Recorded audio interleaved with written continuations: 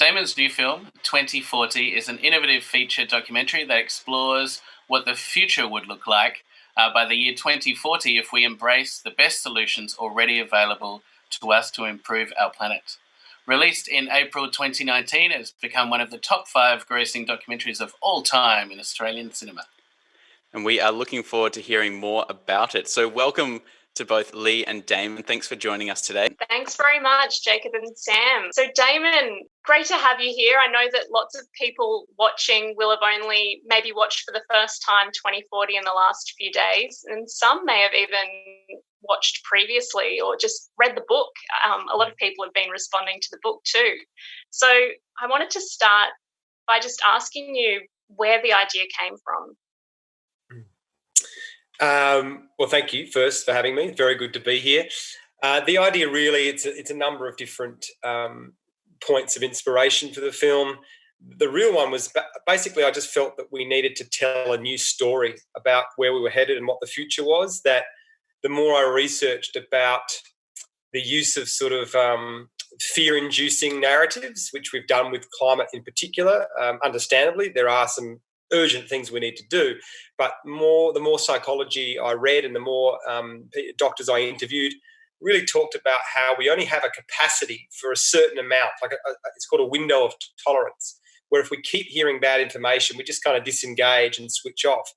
And, you know, we're currently saturated in the media with so many stories that just feel like it's, you know, they're overwhelming and it's, you know, we're all got busy lives and it's hectic. So I really thought that there's an opportunity to throw in a different version of the narrative and actually tell a news story that excites people and motivates people to say, hey, what would it look like on the other side of this crisis? Because there's lots of opportunity here to live a better life and to create better communities and have cleaner air and healthier food.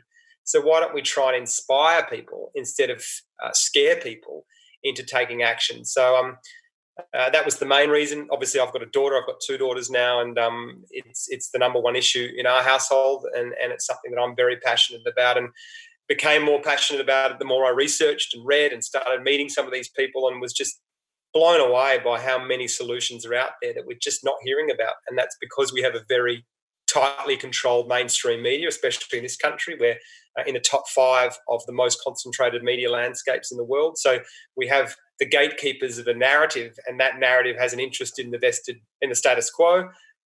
We have all sorts of vested interests affecting our politics. So it's really important that we use stories to intervene, cut through that narrative and try and propose a different version of the future. Otherwise, we're just going to march into a future that's being prescribed and designed for us right now by forces that a lot of people of us probably wouldn't resonate with. Yeah, and I noticed, I originally watched the film, I think it was in June, because it was airing everywhere, and I know there were tickets going for kids for free where I went to see it, which was awesome, getting young people involved. And it had just gone past the results of the recent election. Everyone was calling the climate change election, and then a lot of people, especially in the sustainability movement, were kind of shocked about the outcome of that. But it really refocused for me in that point in time is we actually have the access to so many solutions regardless of where we are in the world. We all can do something. But I was wondering about the context now, because I have to say, watching it again, having had the major bushfires and now being in the midst of this pandemic, it gave it a completely different flavour. What do you think 2040 has to tell us now that we're in this pandemic? Yeah, I'd say that there was some extraordinary momentum after the bushfires in Australia. We certainly noticed that, the discussions that were going on behind the scenes, the amount of companies and corporations, energy companies, governments that were reaching out to us to do screenings was extraordinary. There was real momentum there to do something. Then COVID hit, and so everyone sort of bunkered down for a while. But I think what it's allowed is that there's room for radical ideas for the first time, and things that might have been considered quite outlandish only 6 months ago are now being considered in lots of parts of the world. We're seeing Spain are likely to introduce a universal basic income. We've got Holland are going to implement Kate Raworth's donut economics that you just saw in the film. They're going to use that model to rebuild. We saw the EU even this morning announce that they're going to reduce their pesticide use on all agricultural lands by 50% by 2030, and actually make 25% of farmlands organic, because they've realised that health, pandemics, the climate, it's all linked. We've got to look after our natural systems, because most experts will tell you the more we encroach on the natural world, the more we are creating conditions that are conducive to these types of pandemics. And in many ways, even though it's been horrible and lots of people have been affected, pandemics can get a lot worse than this one. And so I think we've just got to be really smart and more resilient. And I think that this has shown the fragility of our system and how brittle it is. We've become so efficient with our system in our supply chains around the world that we have a moment like this and there's just no capacity for any robustness or resilience. And I think that's really shown up for people. And I don't think we will go back to doing what we were doing.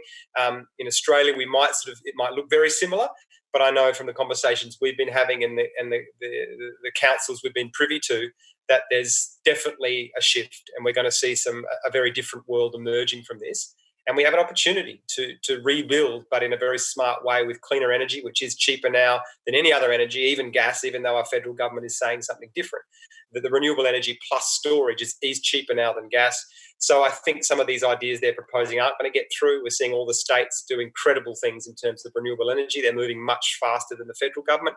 So it'll be very interesting. The government is saying things around regenerative agriculture that people have seen in the film, and sequestering carbon in the soil, electrifying our transport. All those things I think we're going to push quite heavily towards in the next couple of years as we re-stimulate the economy and look to create jobs across different sectors.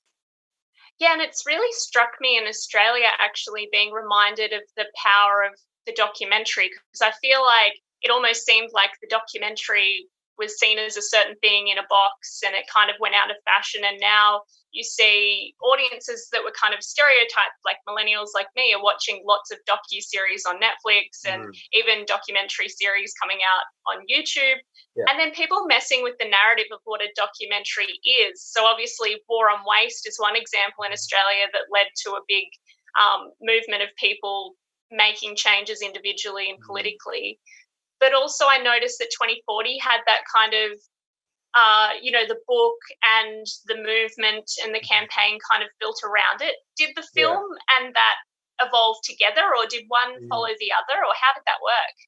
Yeah, so that was an experiment we did with my first film, which was about sugar. And I always thought, I love documentaries, but I always thought that often you finish a documentary and you have this emotion, whether it's inspiration or anger or frustration, and then there's nothing to do with that emotion and it dissipates and you're back on social media and you forget about what you just watched.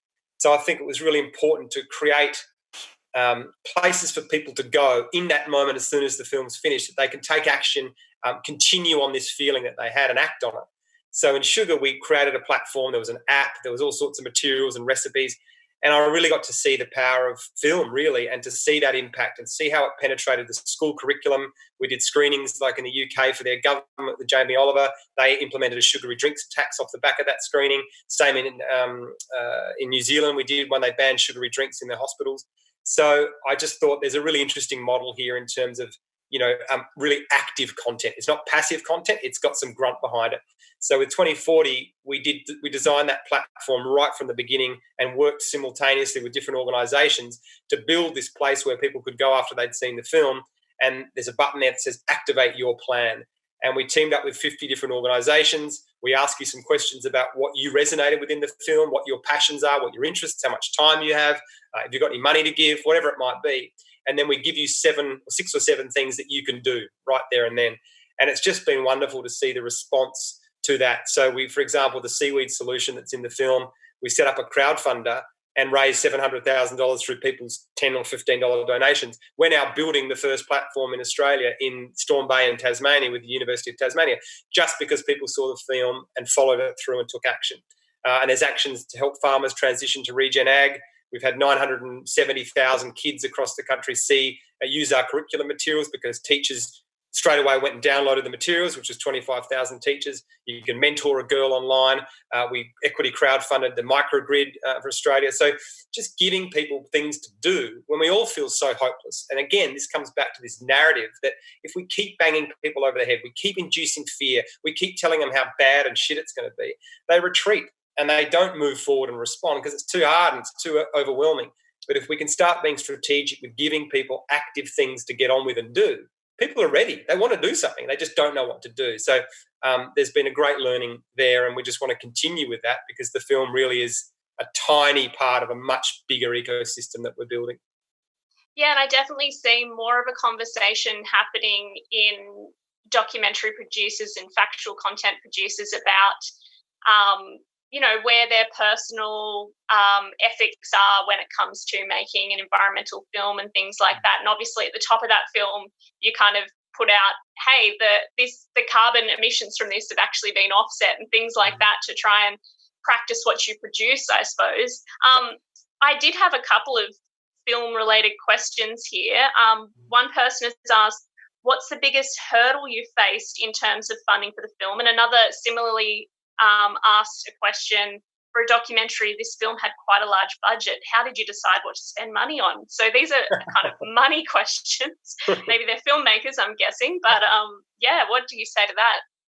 Yeah, in terms of how to spend the money, that was with this one, it was quite easy. I really wanted to have a healthy special effects, VFX budget, because I think if you're going to show a vision of what the future can be, if it's too hokey or the effects aren't very good, then it's just going to fall flat very quickly. So we invested a lot of money and time into designing those properly, consulting with different people, and that was the best part of making this film, actually, was working with a team of 20 people to discuss what a driverless car might look like, what side of the road will it pull over, what kind of trees would grow on a rooftop in a city. So all that stuff was really great. What's a Hyperloop station? What's that going to look like?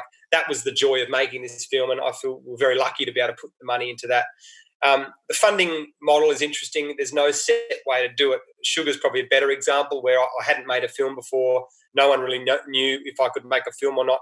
So I spent about $5,000 making a teaser, like a 5-minute teaser, just to show the style and the tone I was going to use, the type of effects, really to convey your voice, what kind of music you're going to use, so people can see it and go, oh, okay, this could be interesting. And in fact, the reason I got Hugh Jackman in the film and Stephen Fry was because of that trailer that I used. So if I hadn't had that as a calling card, I don't think they would have come on board. So it's just to be clever about how you use that. And then I used that clip to then go to other investors. And I think I had about 35 different investors, from liver doctors to different healthcare workers, that just wanted to chip in because they knew that the story needed to be told and they wanted to get people to reduce their sugar. So that was a really, you've got to love what you're doing, and you've got to be passionate about it, and people can feel that, I think. And the more you can show them what you're going to do, the pitch doc, that little video, just it gets it out of your head because you can see what it's going to be like. You need to be able to convey that to other people. And then 2040 was a very unique, rare experience. I'm even loath to talk about it because it was quite magical. I was part of this initiative called Good Pitch, where I had 7 minutes to pitch the idea of the film at the Opera House to 400 philanthropists who were all in the room. And so I made a little 2-minute video and just said why this film needed to be made. And we just had an extraordinary response and raised a ridiculous amount of money in 7 minutes.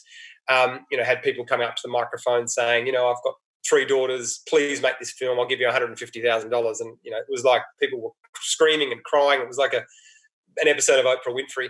And then so that was for our outreach campaign to build all the curriculum materials and all the platform and everything.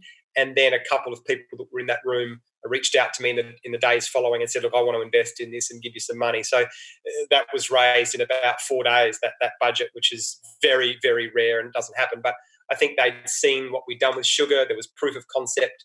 This idea of a social impact documentary is quite new and exciting to people, that it's not just a film. It's going to spread its tentacles further out into society and hopefully make a difference. And a lot of organisations are looking for that now. So it's a really unique time to be telling these stories, because you can suddenly partner up with a range of different people that people weren't thinking about 2 years ago or 4 years ago, because there's so many organisations out there that will use your film and amplify it and get more people to embrace the message.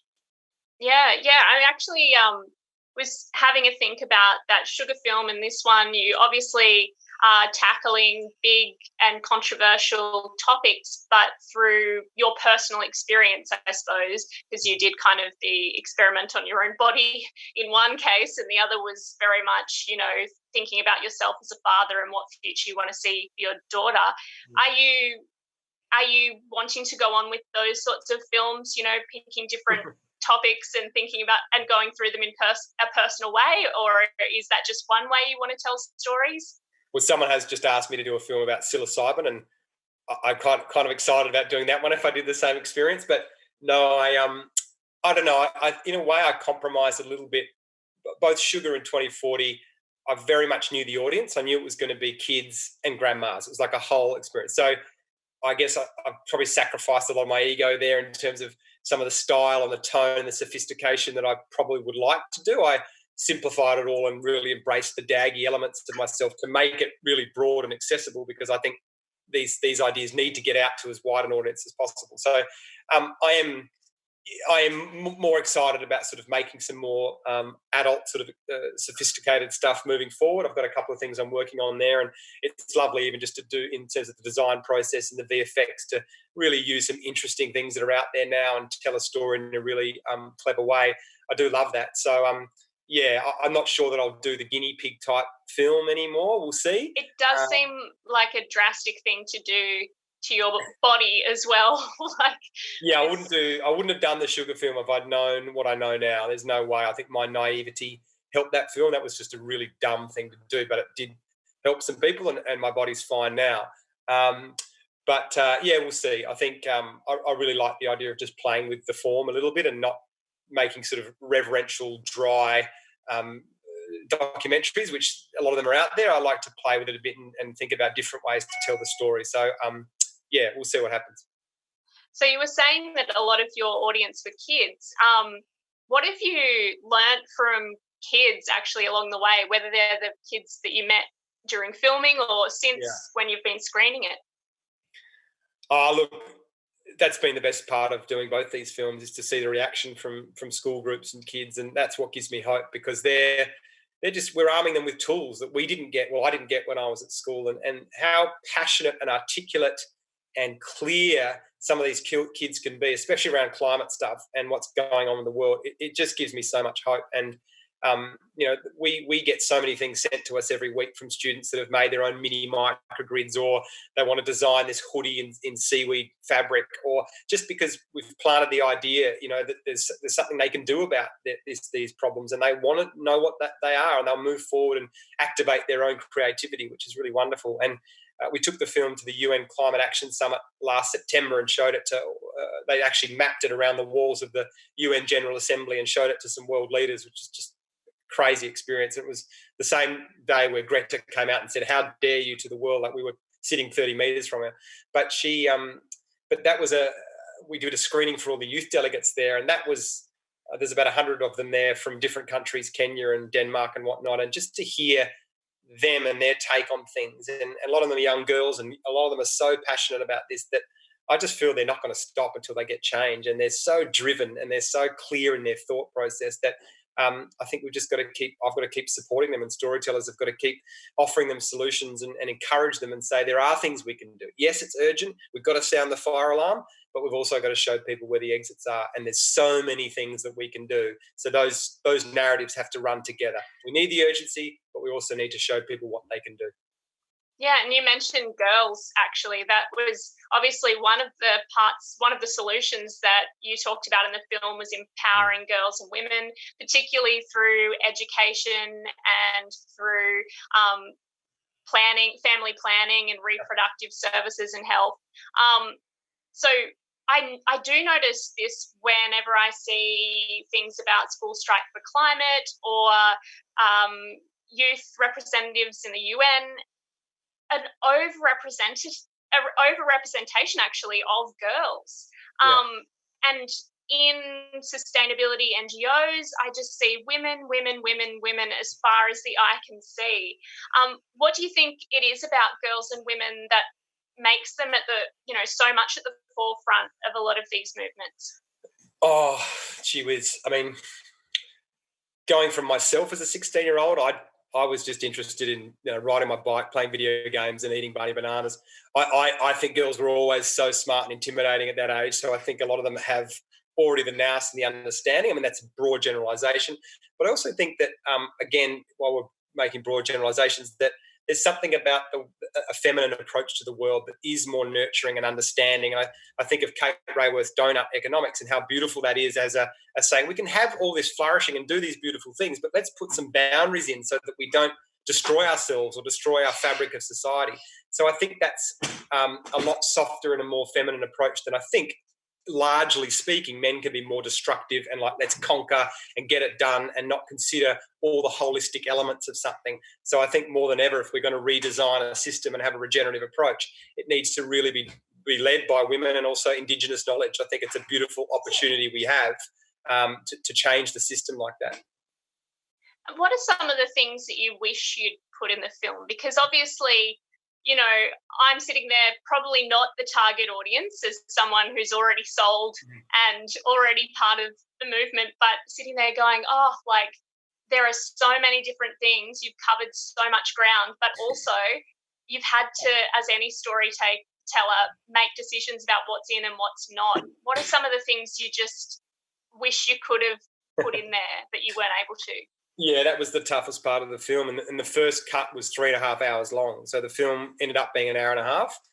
And I did just try and put everything in there to begin with. And probably the hardest thing to let go of was the economic element, the rules of the game that a lot of people might not be aware of how our trade treaties operate, some of the treaties that really protect corporations and override the democratic process that protect the environment and whatnot.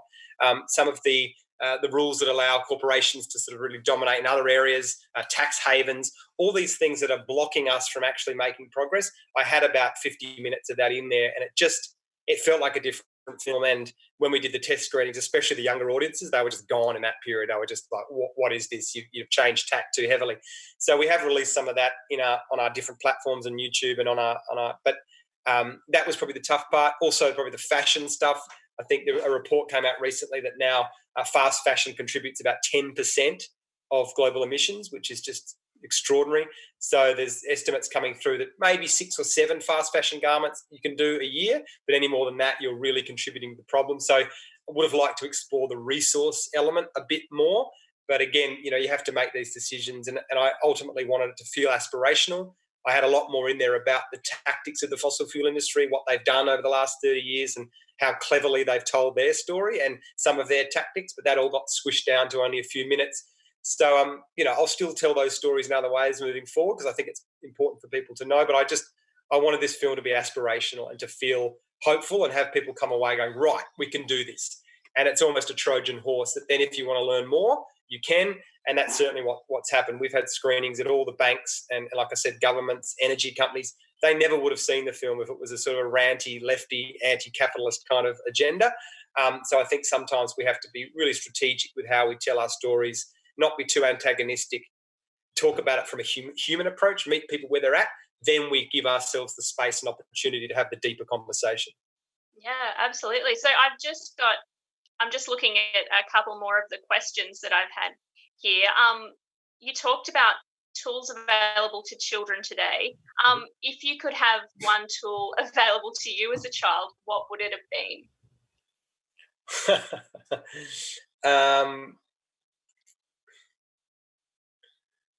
As a child, I guess it's just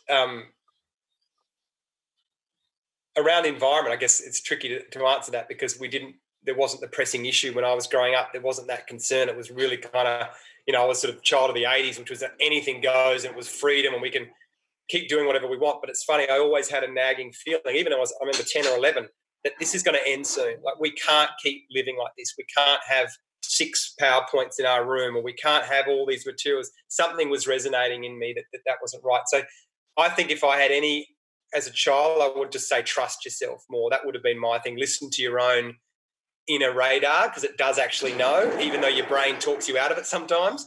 Yeah. You do instinctively know things sometimes, and I would have got a lot more done at a younger age had I adhered to that, but I think I complicated it with my own thoughts for about 15 years and eventually found this path. And was that the star of the film we just saw for a moment on camera earlier? She's run away now. She is hovering around. You probably hear her. But yeah, she's getting a bit sick of me on Zooms, I think. She likes to make little cameos in the background. Oh, it's great. What does she think of the film? Well, she actually hasn't seen it yet. You haven't watched it yet? She's not ready. A lot of her friends at school have, but she hasn't seen it. This is Velvet. Hi, Velvet. Hello. So yeah, she hasn't seen it yet, but I'm sure when she sees it, she's going to love it and go, Dad, that's the best film I've ever seen. Practice saying that to your dad. I'll be nearly done, my love. That's a pretty special thing to have been able to do for your daughter and for both of your daughters now. Has it actually changed the way that you and your wife kind of think about the way you live as a family, or were you already doing everything and this film was just you getting the message to others? No, definitely been a huge learning curve for me. I'd always sort of found it a bit, put it in the too hard basket of like, what can I do about it? I don't understand it. Is it even happening? I fluctuated between my own relationship with climate and all sorts of issues. And so we've had a huge transformation here and done everything we can in our own way and like put solar on our house, and we sold our car and bought a secondhand electric car, like a Nissan Leaf car. We got it imported through a friend from Japan, so it talks to you in Japanese, but it's great until it breaks down because no one here will know how to fix it. But we did that. We've got like this thing called a sub pod in our backyard, which is like you put your food waste in there. It takes about 15 kilos of food waste each week. And then it has its own army of worms that break down the food. They take it through these little holes and turn it into soil, which you can then grow your organic veggies in. And they're quite cheap, and anyone can have them in their backyard because really food waste is a massive issue that a lot of people might not know about. If it was a country, it would be the third biggest emitter of greenhouse gases. Every time we throw food away that isn't dealt with and it goes to landfill, it emits this gas called methane. And methane is about 25 times more heat trapping than carbon dioxide. So food waste is a massive issue.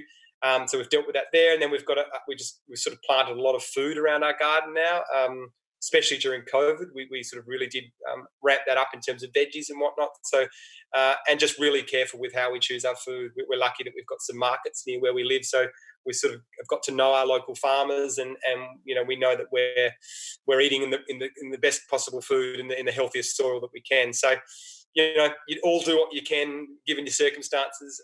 We're learning still. We're making mistakes. I probably have travelled way too much in the last year in terms of my own carbon footprint with flying. Luckily enough, we can offset through an organisation that's helping us, but still that's something I'm going to do post-COVID is I'm not going to fly anywhere near as much as I have been. I much prefer to do it like this, and then I get to be with the family as well. Yeah, I think I've just got a couple more questions on the topic of the solutions and implementing them. Firstly, after seeing the huge support around some of the solutions in the film, for example, the seaweed solution, is there one that you think is kind of lacking in support and might need some more attention and support? Great question. They've all been received pretty well. I'd say that what people don't quite understand, which is a really simple one, is so we with the regen ag, which sequestering carbon in the soil is just like it is one of the great things we should be doing. That with renewable energy, those two are probably the two most important. And there's an organisation we helped develop called Carbonate. And what that does is if the public just make a payment of $8 a month, which is like 2 coffees, that money pays farmers to put carbon back in the soil, and they get paid for every percentage of carbon they add. And they've done the maths that if you pay just $8 a month, you can sequester up to 1,000 tonnes of carbon every year by helping the farmer put it back in there. And that actually offsets the emissions of 80 people who do nothing and just live their lives. So you can have this incredibly big impact just by making that donation. So that's probably one that I'd love to see ramped up. We've had JB Hi-Fi and a few other organisations have come on board with that only recently and offered to support that and ramp it up. So I'm quite excited by what that might turn into in the next few years. But that's just one of those really simple things that people can do that will make a difference. And also the educating girls. I think we've had some great support for that, but that's another one that really will make a massive difference. I didn't explain it in the film, but that difference of a girl completing her education and getting access to reproductive health services and good work opportunities, they'll have 2 kids. But if a girl who doesn't finish school has 5 or more, that's a difference of 1 billion people by 2050. So the impact there on resources and the climate is just massive just by empowering girls and women. So let's do that anyway, but then we get this magnificent bonus in regards to climate and resources. And of course, apart from, population numbers and everything like that, I think that we see more women in these leadership roles, that we'd love to see when it comes to climate justice. Absolutely. Yep. So we've also got a question about the solutions. You seemed really excited to learn a lot of them. This person says, was there one that we didn't see that was also cool? Oh, yeah, there's so many. There were so many. So we started in the research process. We had this sort of whiteboard up, and we probably would have had something like 80 or 90 things there, and then just started to whittle them down and really work out what would be the most scalable, what would have the biggest impact, and really what would have the most cascading benefits to society. So you think of regen ag, it's not just pulling carbon out of the atmosphere, it's retaining the water, healthier food, so all these other bonuses to ecosystems. And so that's how we made the choices. So some of them were a bit too singular in their focus. Like there's a group in America that are capturing carbon, they're taking it out of the atmosphere and they're turning it into like office chairs, phone cases, all these little things that we make. They're actually using carbon from the atmosphere to do that, which is kind of extraordinary. There was a lot around the biomaterials. So we visited this place in the Netherlands, in Rotterdam, and it's this factory. It's an old abandoned 80s indoor water slide park. It's like something out of Goonies. Not that you've seen Goonies, but it's a great film if you ever see it one day. And they sort of put all these factories, all these little incubators. There's about 20 different groups in there that are designing different things. And there's a couple of kids there that go and collect all the fruit waste from the local market, and they turn it into leather, and they make shoes and bags and wallets and chairs out of it, just in this incubator. People doing the same with mushrooms, like these incredible mushroom materials that they grow organically, and they're really strong. So just to spend time with that and see, this other girl was making sort of fermented clutch bags out of like fermented teas, and then she extracts out of healthy soil all these really bright natural inks that are found in healthy soil. So you're not actually making chemical inks. They found naturally in the soil, and they're these vibrant pinks and blues, and she dyes feathers and jewelry out of those just from these bio inks. So there were lots of those kind of things, and still even now we get sent multiple things a week of people that are doing great things. So we're just trying to find a better way to communicate them, tell better stories about them, and get people excited, because there's so much to be done. Yeah, absolutely. Lots to be done, but also lots that can be done, which is great. So one other question I had was, when it comes to a lot of these drier topics, as you were talking about data, obviously in that school you kind of demonstrated the way that students could connect with data. And I think that's all, as a science communicator and someone trying to always talk to people on TV about numbers and data and graphs, it's very hard to do. And definitely people have cared about one graph this year, which is the one about flattening the curve, lots. And there's been lots of personal connection with data because it's, human lives and livelihoods. How can you see that happening kind of here in Australia? Do you think we'll ever have the weather report, but also the climate report, or with the news, or can you just dream up? I know that the point of the film was your challenge was something has to be happening now, but what would your kind of dream scenario be? Yeah, well, that is happening now. Monash are doing a trial. I'm not sure what's happened with COVID, but they were embedding it in the ABC News. They were going to do a test where they would have a climate update each night. I actually think we'll get there. I think that a lot of people have resonated with that particular scene in the film, the Oberlin dashboards, and a lot of schools have asked about it. Even some councils and communities have asked about that. I think that that's it. What's great about it is that it's totally apolitical. It's just the data, and it doesn't matter what your ideology or agenda is. It's like, here's the stats. And I think we're going to need that to understand how far over we are in terms of our resource use. I mean, we are using 100 billion metric tons of resources every year now on this planet, and the planet can only sustain 50 billion.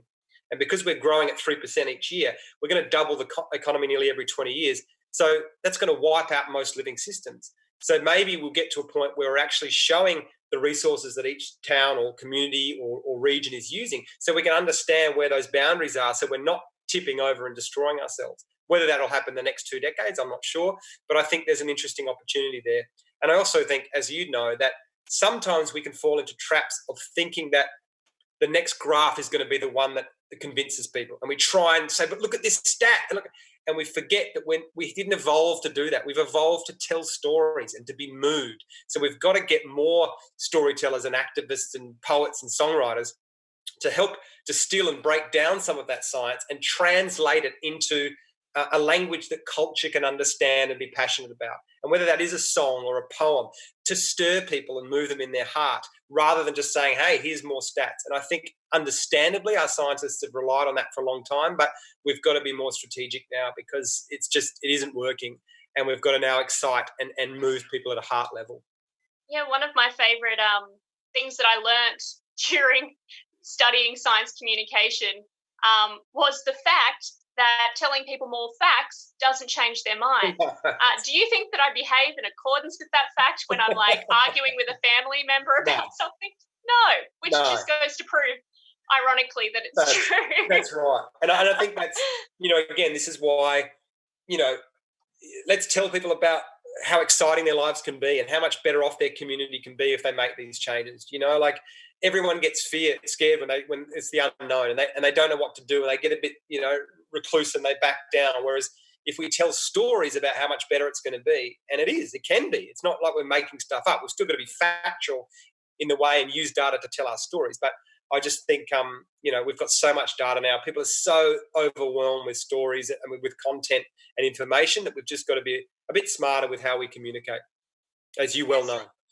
Yeah, absolutely. Well, we are kind of coming down to the last 5 minutes or so, but I just wanted to, I've got this big question from Sam who's asked why a documentary is important. Now, I know you've touched on a lot of those things already, but what to you is the future of documentary making and why is it important?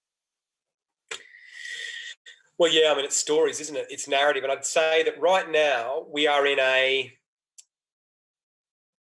war on stories, and it is a war. There's a battle of narratives, and we're seeing with COVID that we have this incredibly polluted information environment that I'd say it's as much an issue as our ecological pollution is how are we going to collectively make sense on things? How are we going to determine the shared values and the shared truths as a society? Because that's what democracy is. And if that starts to unravel, our society will unravel. And we're sort of seeing the beginnings of that, especially in the US right now. So I think documentaries, if they're done with integrity and authenticity and a real truth, will play an incredible role at a time where people are losing faith in institutions, in mainstream media, in the government, in corporations. There's a chance for us to collectively tell stories together through documentaries, but as long as we're really diligent with telling the truth. And that's where I'm not sure we're there yet, that we are still, it's too tempting to be manipulative and to use propaganda, and documentaries are powerful tools. And I've been sent so many myself from people going, you've got to watch this. And I know within 5 minutes, it's just an absolute load of nonsense. And yet they're very believable in the way they're constructed. So there's a challenge there. We haven't worked that out. But I do think that in this new era of all of us having the ability to tell our stories, we're contributing to a collective, and it's a hive mind and it's a collective intelligence. So what we put in there is incredibly powerful. It's not like 30 years ago when it was 4 news channels and a couple of papers. Now we've all got to contribute to that, but we have to be really honest about what we're contributing. Are we contributing to our downfall and creating more pollution? Are we throwing plastic bottles in the ocean? Or are we actually contributing stories that are regenerative and authentic and truthful? Because that's what the world needs more than anything right now. Yeah, well, I just lastly wanted to ask about individual action, because I know personally, having written books or talked about these sorts of things and what can I do and how can I as an individual do things, you also have the other side where people are like, well, it's not just up to the individuals, that if we focus on the individuals, then we're forgetting about the political side of things and all these huge things that need to happen. Yeah. Are you just like a why not both person, or how do you see individual action? Do you see it as just about the action itself, or is it about something bigger and invisible that people miss sometimes? Yeah, definitely. I think we need all of it. We need systemic change and pressure at that level. But then I think what's really important about what we do as individuals, of course, it matters. If you put solar on your roof, it matters. But we're such social animals. And if you look at any kind of research that says, if there's a fire and someone grabs a bucket of water to put out that fire, the chances are that everyone around them will grab a bucket of water and help them put it out. That's just how we operate. We want cohesion as a society. So there's really interesting studies now saying that if someone puts solar panel on their roof, for example, the chances of a neighbour putting solar panels up goes up exponentially, because we're sending cues subtly to each other about what's acceptable, what are the social norms, what's this new world and culture that we're creating. We've certainly seen it with keep cups. There's lots of examples now where we're almost shaming different attributes. We've done it with cigarettes. So that's why individual actions matter. That choice you make at a restaurant where you ask the waiter about the quality of the meat or where it's come from, that sends a signal to him and the table next door that, oh, okay, something's different here. And the more we do that, the more we collectively start to make the change. So it's really important. It's everything we do does matter, and for a host of different reasons. So yeah, it's really important to keep doing that. Yeah, and I've definitely seen more of an uptick, I think, in things that aren't just about, you know, making the individual feel blamed or shamed, but more about contributing to culture, like you were saying, and normalising a way of seeing the world. Yeah, and to understand that, you know, there is a massive hulking system that we've created, and there are industries, you know, using enormous amounts of energy and water, you know, and so yes, it makes a difference to turn off your shower. That's important, but then what we've got to do is put pressure on the coal industry that are using millions of gigalitres of water to drill and extract their coal, which is a bigger issue. Oh, excuse me for a second. No, you're right. Okay. So, secret daughter business. The subtle hurry up, get off the blood. Well, you will be glad to know that, or someone will be glad to know that we're actually wrapping up.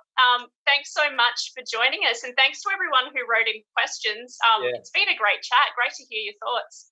Thank you, Lee. Yeah, and thanks to everyone that's taken part. This is a really interesting time we're in right now, and we have an opportunity to rebuild, but we've got to put the ideas out there and get people to even know about what's going on. Otherwise, we'll double down and just do what we've been doing all the time. And that's unfortunately what the federal government's pushing at the moment. Lots of gas, more fossil fuels, but we don't have to do that. It is not a safe transition fuel. Let's go renewables rebuild. Let's go renewables rebuild. Sounds good. And now we'll pass over to our moderators. But I hope that after this, everyone will keep looking into what they can do to be part of it. Thank you so much, Lee and Damon. That was great and inspiring. I think there'd be some people, not just myself, out there who'd be interested in the 3.5-hour cut of the doco. Very boring cut. Well, it was an inspiring documentary, an inspiring talk, and this is just the beginning. And so thank you for reminding us of all those things and sharing with us today.